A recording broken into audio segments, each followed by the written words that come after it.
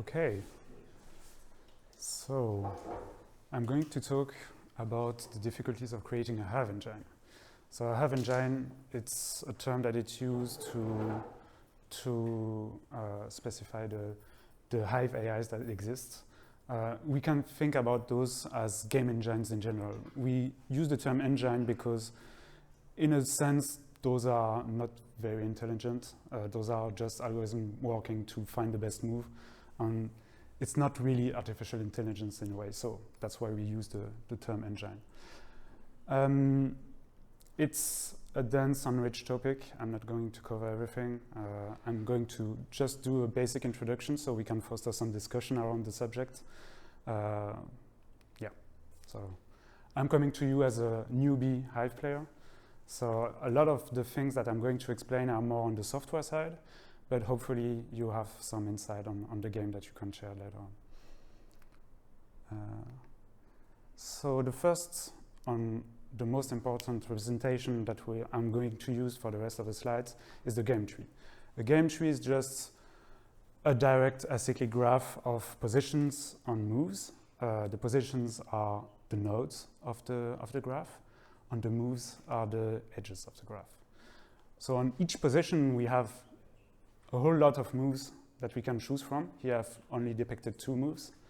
When we make a decision, we can go down the tree, and each player can choose another move to make, and the game tree unfolds as we play the game.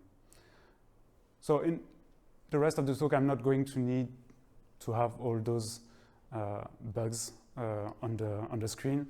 I just need to make a quick graph to show you how we are going to search the graph for the best outcome for a decision.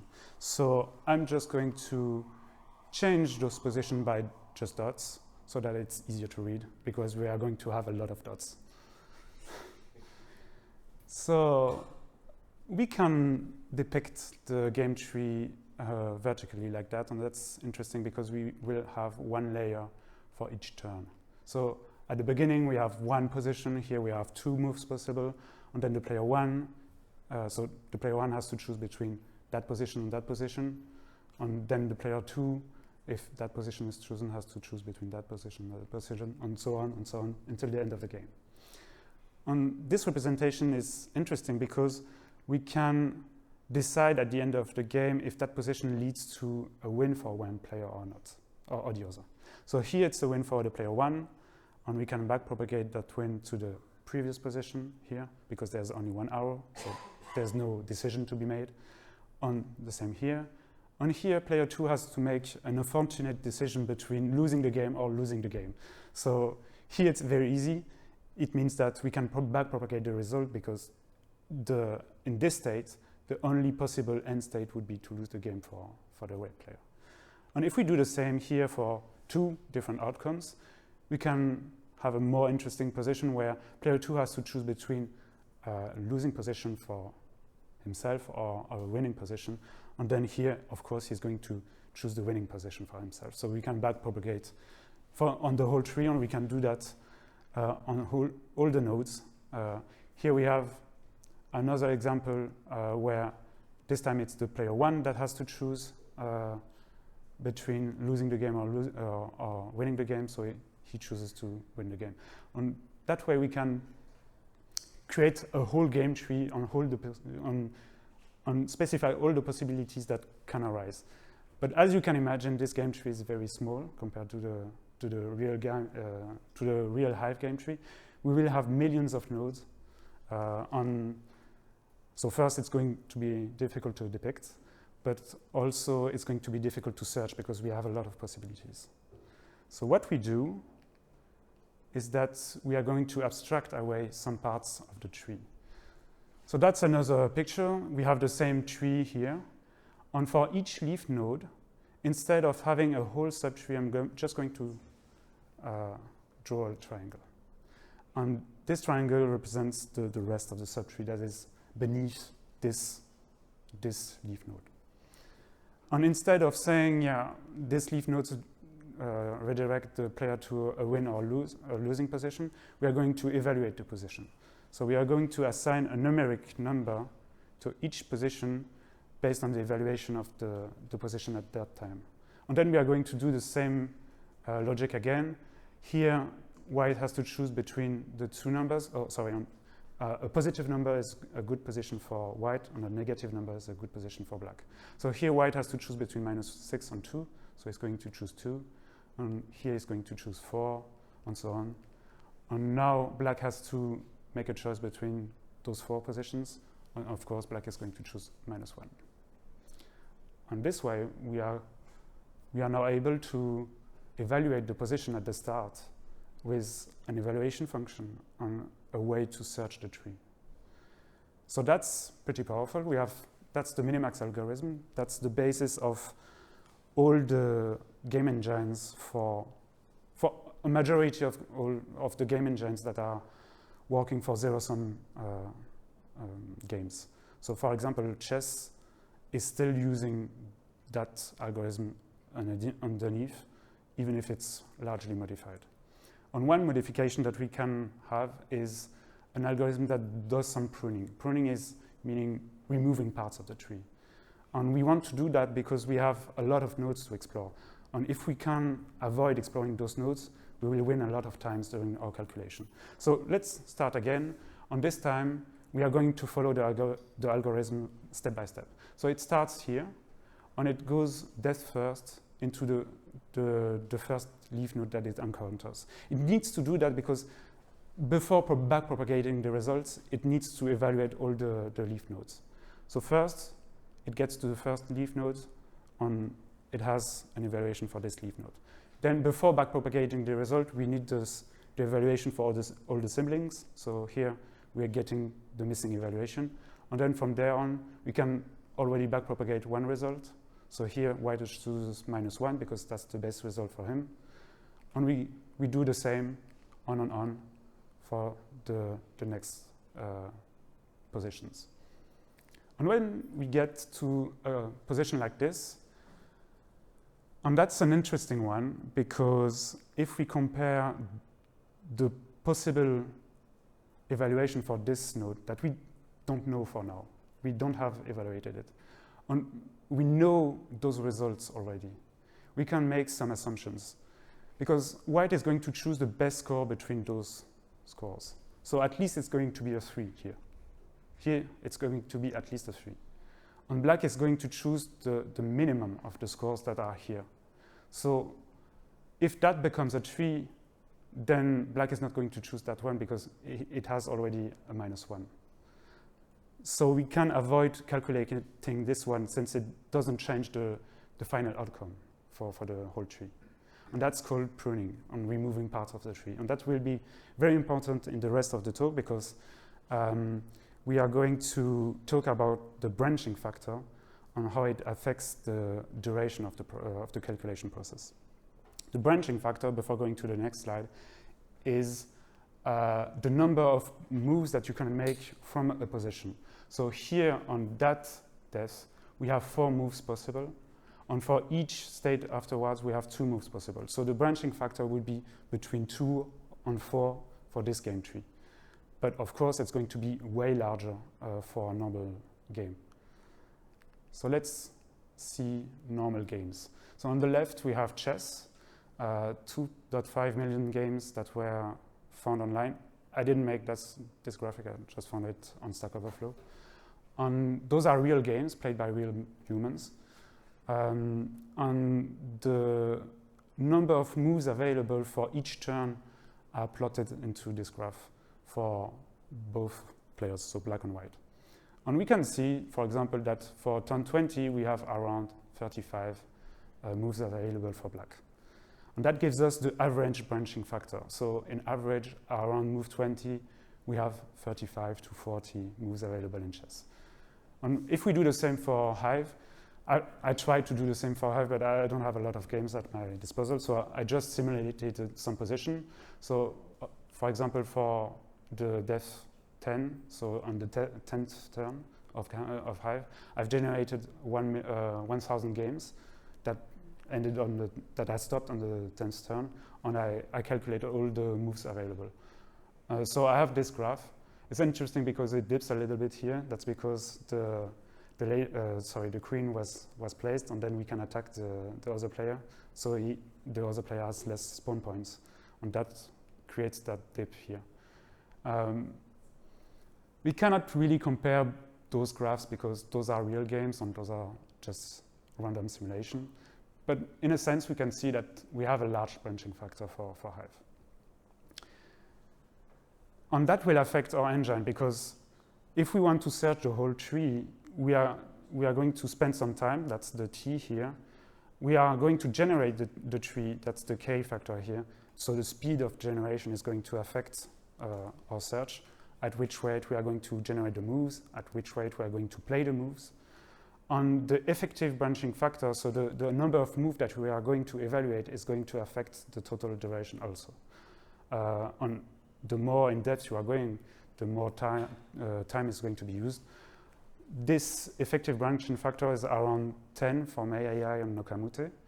And in chess, the best engines get an E close to 2. So that means that in general, the best AIs in chess evaluate only 2 moves per positions. So that's very effective. So now let's talk about the issues that I encounter while creating a Hive engine. The first issue is the one Hive rule. We have no, this concept doesn't exist in chess, of course, but it's an issue because we need to calculate which bug can move and which bug cannot move before creating the moves. Also during the evaluation function. We have a process for that. It's the cut vertex algorithm. It's okay, it's fast, it's linear.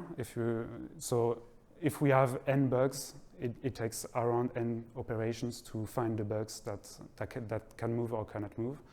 But the thing is that we have to do that for all the nodes, and we have millions of nodes. So in my experience, that takes around 20 to 25% of the whole duration of the process to calculate just the one Hive rule. The second issue that we have is the move generation in general. So in chess, it's easy to generate moves because we have a lot of theory behind us. A lot of very smart guys have thought about the issue. And we are in a state where we don't really need to loop over all the moves. So we don't need to move that rock here to then generate the next move here. That means that we can, in one go, generate all the moves for the rock, for example. The difficulty in Hive is that we don't have the same processes. So for the ants, actually it's only the ant that gives us headache. All the remaining bugs are pretty easy to process. On the ants, we need to loop over all the targets. So first we find this target and that target, and from there we find the next one and the next one and the next one. And that's expensive also. It's around 10% of the whole process. The third issue is evaluation. So here I have a chess position. Oftentimes in modern chess engines, we are going to search for a quiet position. So a quiet position is a position where there are no capture or no tactics. So we are just going to simulate some moves. I'm going to make all the captures. And when we end up in a position where the next player cannot do a tactical move or a capture, we end up here and we do an evaluation. That allows us to have a more fine evaluation or a more accurate evaluation of the position. And here we count the pieces. We can use the piece square table, so that means that we can give a score for each piece depending on which square it is, and we sum that up and we get an evaluation for the position. In Hive, again, it's more complicated. We need to use the one Hive rule again, and that's expensive as we saw. We need to remove the bugs that cannot, so that's what currently is done, but it's not what we could have later on. I'm just explaining what Nakamoto is doing basically, and not what we should do in the future. So we use the one Hive rule. We are removing the bugs that are pinned. We are counting the bugs that are free. We are saying that ants are worth more than, for example, the pill bug in that position. I don't care about the current evaluation right now. I'm just explaining the algorithm. And we count the liberties for each B, and we get some evaluation ongoing. That's very basic, very crude, but keep in mind that we have to do that for every leaf node, and there are going to be millions of them. So we need something that is precise, but at the same time very fast to compute. The third issue is move ordering. So if you can recall, we had an effective branching factor of 2 for chess, for the best engines. And that is partly because they can choose the best candidate moves first. And if you can evaluate the best move first, then all you have to do for the next moves is to say those are worse moves than the first that I already evaluated. And that can lead to a lot of pruning of the game tree. So here in chess, a way to have good candidate moves is just to get the captures. And we can sort the captures by starting with the best capture here, the queen. And that is very effective for chess. In Hive, it's again more complicated, and I'm a newbie player, so I don't have a lot of experience choosing the right move to evaluate. And here, for example, for this ant, I would say maybe it could pin this ant, maybe it could go next to the enemy queen. But that doesn't show the spawn points also, because so in this game, the beetle was placed here. It's a game from last year, from the World Championship. And it's difficult for me to find a rule that is effective in finding the best candidate move and at the same time very fast to compute. Because this will need to be made on every node in the whole tree where you have to generate moves to sort them before evaluating them. So it has to be very fast. And that's it. It's just a small excerpt of what you can do to create an engine like this. I hope to have explained a little bit of the basics to foster some discussion, and I'm here to discuss with you.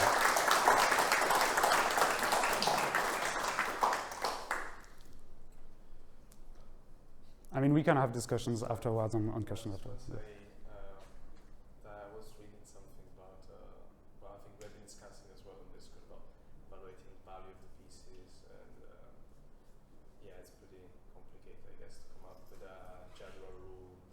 Yeah. We oftentimes forget that we have hundreds, even more, hundreds of years of theory for chess, and we don't have that for Hive right now. Yeah. But it might be that intrinsically it's hard to define the value.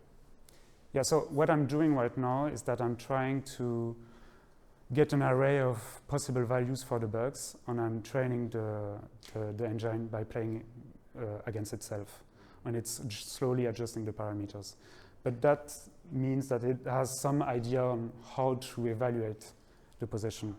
Because when I'm doing that, I'm just saying that I'm going to use that rule to evaluate the game. And we could imagine some other kind of way to evaluate the game. So for example, if there's some kind of formation like this, this would lead to some points. So I'm adding more and more ways to evaluate the position, and I'm trying to adjust the parameters by playing a lot of games against, not me, but the engine is playing a lot of games against itself. And slowly it's adjusting the parameters, but it's a long process. Yeah. So just asking, so in this case you don't use any like neural network or no. like reinforcement, well, kind of reinforcement learning, but not what is used for alpha. It's an evolutionary algorithm. Is there a reason why you want like? So the first reason is because I'm not a data scientist, so I'm not an expert in neural network or the training of neural networks. And the second reason is because I'm a believer in something that is called the beta lesson in the game engines, is that we try to put a lot of expert thinking into the engines, but in the end, oftentimes, we just need to brute force the game and to be fast. And I'm a big believer in it, so I want to find some nice way to abstract the evaluation away by doing some fast computations, and neural networks are kind of slow in that regard. That can be computed very fast, and a neural network is way slower. So you would have less depth, and depth is everything at this stage. Because if you have like depth 6 or 7, if you hit one more depth when we talk about ELO in chess, it's like at least 100 or 150 ELOs more for each depth at this stage. When we hit 20, 25 in depth, then we can start talking about doing something else. But I think first we need to get there in depth. Could you use the games on board space to evaluate more actually the branching factor? Yep. It's like random.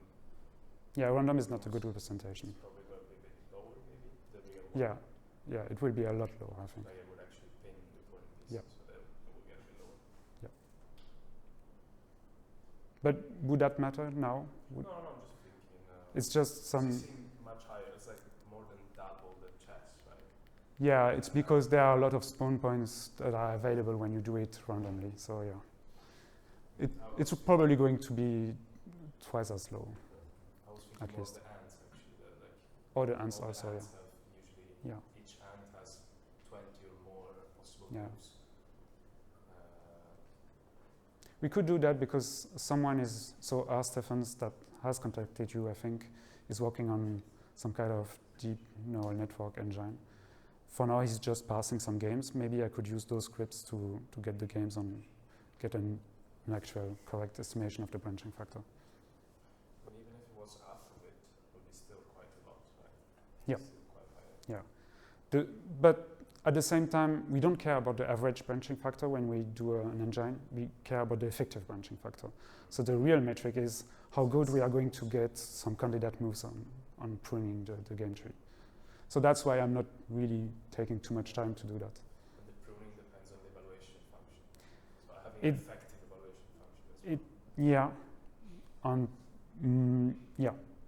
But it also depends on the move ordering, because you need to evaluate the best moves first, and you cannot do a full evaluation on each move that you are going to evaluate. So there is an evaluation of the move you choose, basically. Yeah, that is faster doing just that than doing a full evaluation.